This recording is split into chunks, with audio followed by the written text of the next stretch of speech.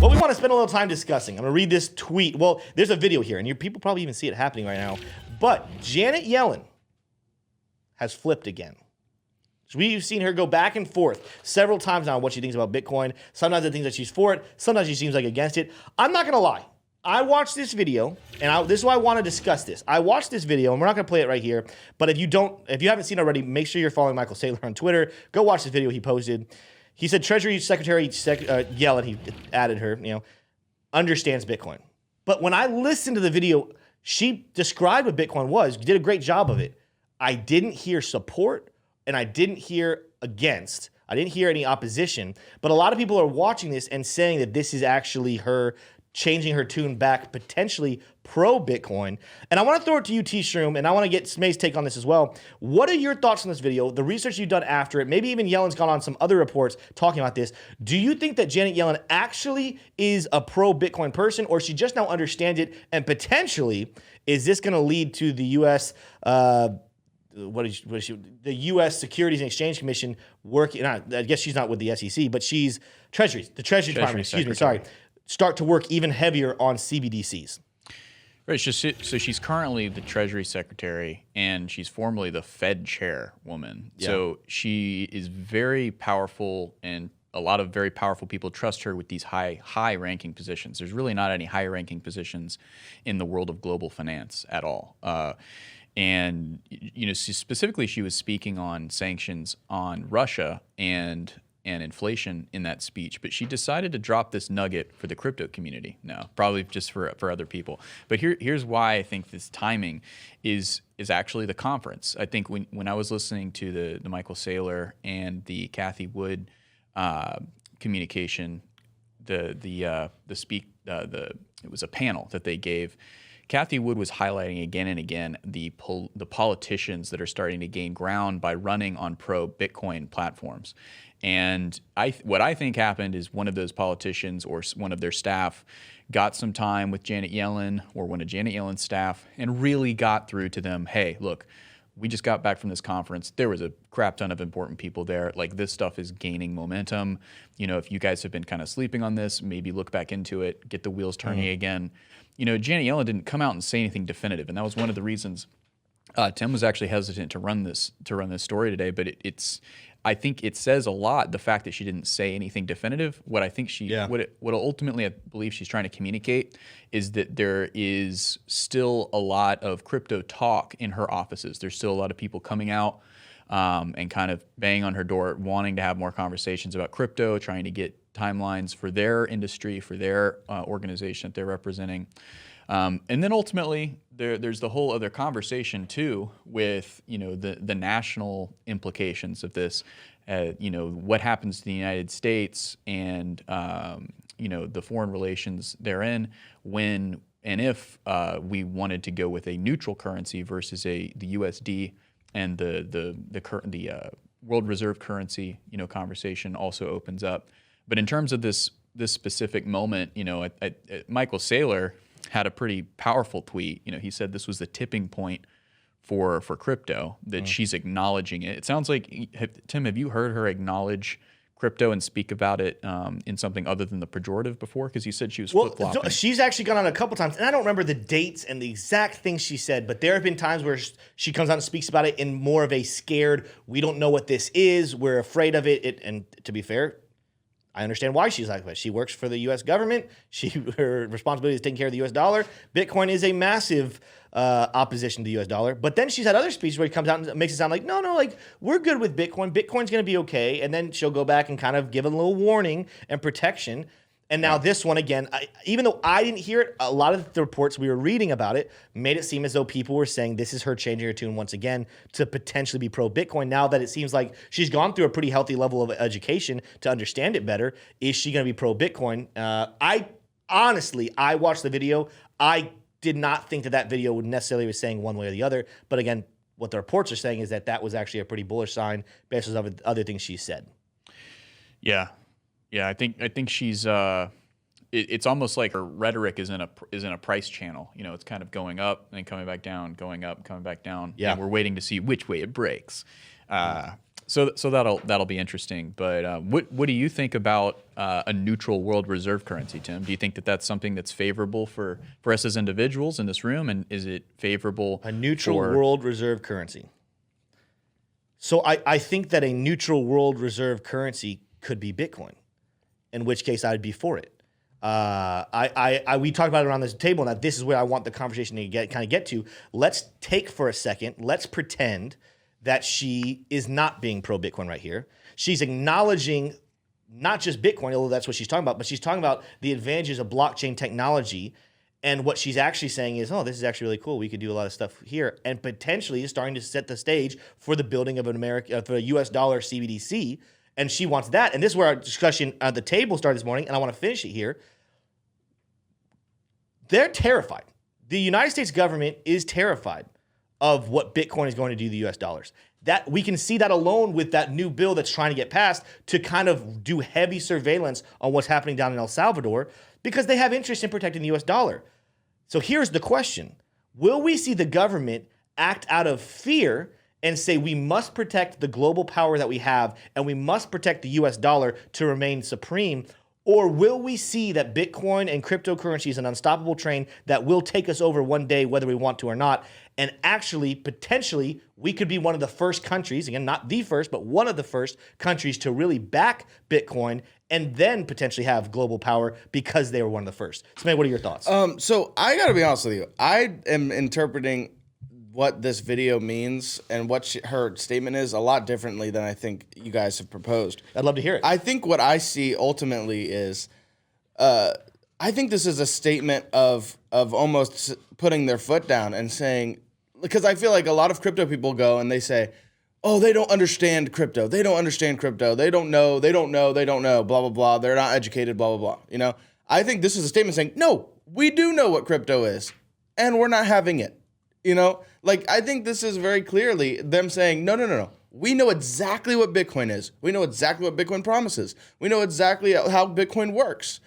But we don't want any part of it. And I think that this is going to be the first step in that trajectory of them putting their foot down and saying, we don't want to jeopardize the position that the dollar has in the world economy.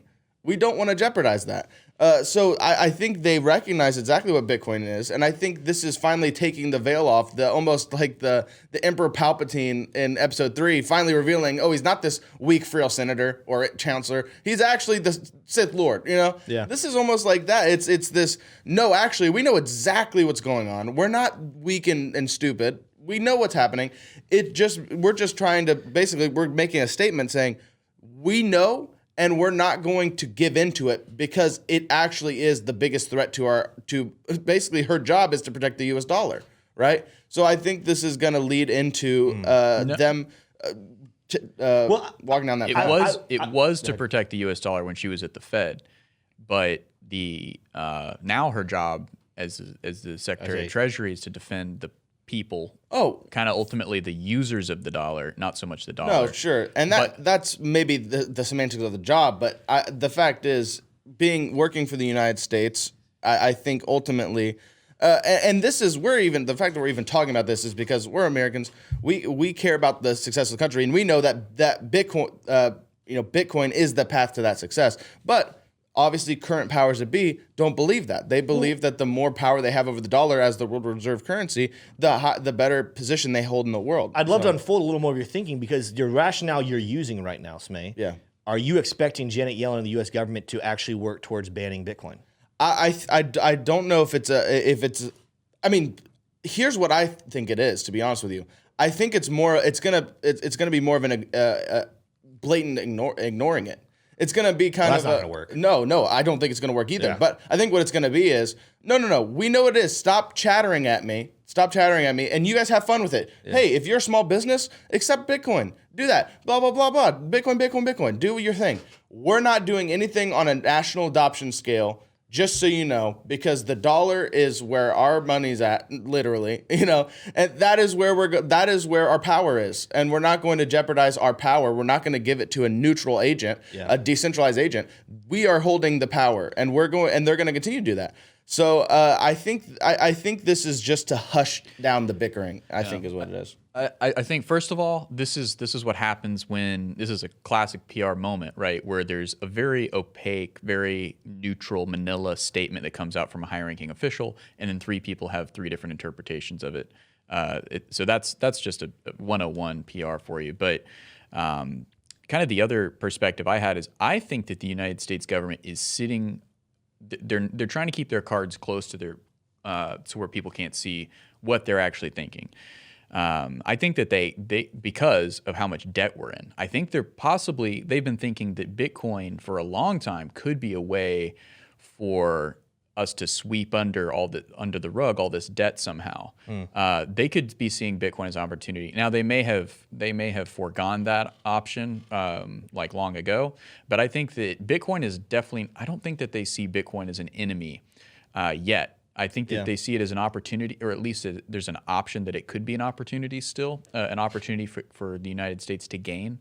But I mean, obviously, when you compare the two, the USD and Bitcoin, yes, they do seem competitive. But the United States dollar is not that strong. It's not like it's this giant warrior that it used to be.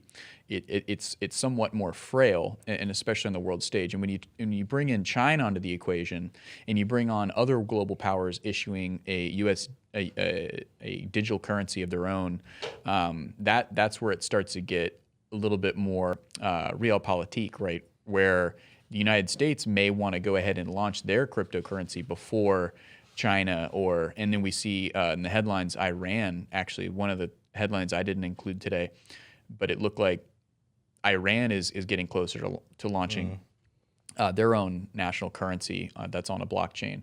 So you kind of want to be the first mover, but but like the lessons we've learned with Apple is like you don't want to be the first mover sometimes. So I think the United States government's just kind of biding their time. They're not forced to make a move yet. Crypto Bitcoin's not at an all-time high. It's not like this really energizing thing right now. So Janet's kind of just dropping a breadcrumb. Janet Yellen. I said Janet. That's a great mix of the name. Well, you worked backwards. Janet Yellen. Janet Yellen. She's just kind of dropping a breadcrumb and probably other people know exactly what she's saying by this. Like the Code Fefe tweet from Trump that one time. He said like a small group of people know exactly what I mean. He was bluffing there, but I think she's probably has a specific audience in mind with this message, and it's probably not crypto enthusiasts. Like I think of course I think we're gonna have to wait a little bit to see exactly what happens. But here's what I would say based on listening to you guys too. What my thoughts are at this point. The first thing is, let's say you're correct, Smay. Let's say that she's more saying, yeah, we're just going to you do your own thing. Like what? There will come a point if her interest is in protecting the U.S. dollar. There will come a point where the question is that they have to ban Bitcoin. Like the point is they have to, because Bitcoin is coming for the U.S. dollar more so every single day. And I'm not talking about just price, because that's one way it's going to come for it. But another thing is just in adoption and use case, and as these other countries, because we have El Salvador, and even though Malaysia and Honduras kind of backed out after there was some rumors maybe they were adopting, they're not the only countries talking about this. The U.S. is going to have to talk about this, and so that's why I kind of asked you, is you're moving towards a ban, because at some point, if the end thought is protect the U.S. dollar, you have to get rid of the competition. You have to, or if not get rid of it, at least muffle it. And you cannot muffle Bitcoin without a full-out ban. And then even that, I don't know if that's enough. So here's what I'm actually thinking. I know we like to say as people that our politicians are stupid, and some of them are. I'm not going to lie. Some of them are. Not all of them, though. These are very intelligent people. I believe that Janet Yellen is actually a very intelligent woman. I think the fact that she even talked about what she talked about showed her willingness to learn and grow her knowledge. Could we potentially see the U.S. government with the thought of gaining control? Because that's the other question. Does the U.S. government care about the U.S. dollar being in control or the U.S. government being in control?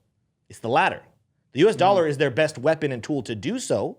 But if they see a new weapon that is better and greater and they can capitalize on it, I believe that's something that they would move towards. So potentially, could there be this thing where we have one side of the mouth of the government saying one thing while the actions of the government doing the exact opposite? Has that ever happened before? I'll leave that there for dramatic effect. Could we potentially see the government not necessarily come out speaking as if they are pro-Bitcoin, allowing people to dabble in it, allowing people to do things while secretly they're grabbing and holding? Because this is what's important. I do believe Bitcoin or some cryptocurrency. I believe it's Bitcoin, but some blockchain technology will start to take over as the backing of money. What we talked about, what Tisha mentioned with that, what was the phrase you used? But like, Store of value? well, no, you're talking about worldwide A reserve currency, right? I do believe we're going to see one of those. It's just it's the way the world is working. You can say what you want about it. It's the way the world is moving. Yeah. I believe Bitcoin makes the most sense, but one way or another, especially if it's decentralized, which I think it will be, the countries that adopt it the earliest are going to be the ones who have the most say in what happens. And these people in Washington are not stupid. We can disagree with them. We can think that they have the wrong motives, but they're not stupid. I think at a certain point, power is power. People want power. They will see the inevitable happening, and they will learn, okay, we cannot fight this anymore. We actually have to jump on. Same thing we talked about yesterday with that guy who left the bank to join crypto, and I think specifically, was it XRP?